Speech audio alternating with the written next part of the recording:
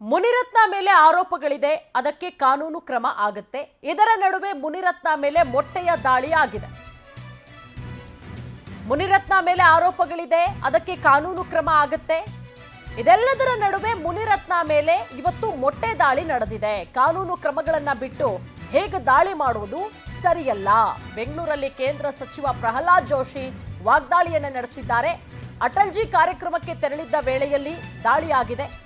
ಅಲ್ಲಿ ಸಿಟಿ ರವಿ ದೂರಿನ ಮೇಲೆ ಎಫ್ಐಆರ್ ದಾಖಲಾಗಿಲ್ಲ. ಇಲ್ಲಿ ಪೊಲೀಸರು ಭದ್ರತೆ ನೀಡುವಲ್ಲಿ ವೈಫಲ್ಯ ಅಂತ ಹೇಳಿ ಪ್ರಹ್ಲಾದ್ ಜೋಶಿ ಅವರು ಆಕ್ರೋಶವನ್ನ ವ್ಯಕ್ತಪಡಿಸಿದ್ದಾರೆ.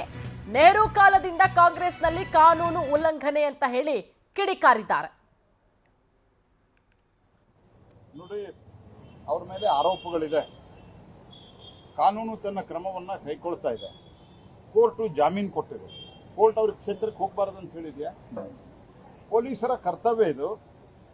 ಸರ್ಕಾರ ಆದ್ರೆ ಪೊಲೀಸರ ಮೇಲೆ ಒತ್ತಡ ಹಾಕ್ತಾ ಇದೆ, ಅವ್ರಿಗೆ ರಕ್ಷಣೆ ಕೊಡಬಾರ್ದು ಅವ್ರ ಕಾರ್ಯಕ್ರಮಕ್ಕೆ ಅಂತ.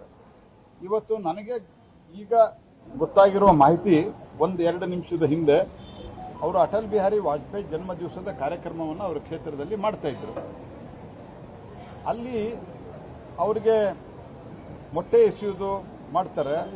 ಯಾವುದೇ ರೀತಿಯಾದಂಥ ಸಂರಕ್ಷಣೆ ಇಲ್ಲ ಅಂತಂದರೆ, ನಾನು ಸಿದ್ದರಾಮಯ್ಯನವರಿಗೆ ಹೇಳಲಿಕ್ಕೆ ಬಯಸೋದಿಷ್ಟೇ, ಕಾನೂನು ಕೈಯಲ್ಲಿ ತೆಗೆದುಕೊಳ್ಳುವುದು ನಿಮ್ಮಂಥವ್ರಿಗೆ ಶೋಭೆ ತರೋದಿಲ್ಲ. ನೋಡಿ.